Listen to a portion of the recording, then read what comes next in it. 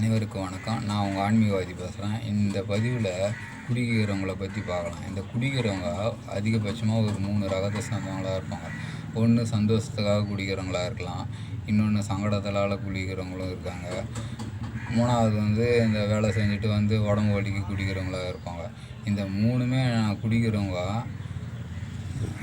குடிக்கிற வரைக்கும் தான் நல்லா இருக்கும். அதுக்கப்புறம் உங்களுக்கு தான் உடம்பு ஃபால்ட்டு பண்ணணும்.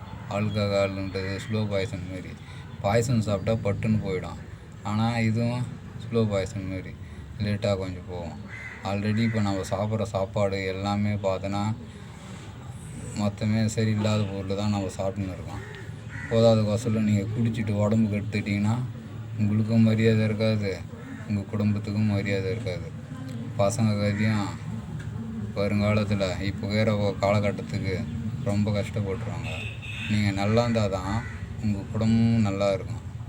நான் சொல்கிறது உங்களுக்கு புரியும்னு நினைக்கிறேன். உடம்பை நல்லபடியாக பார்த்துக்குங்க. நன்றி, வணக்கம்.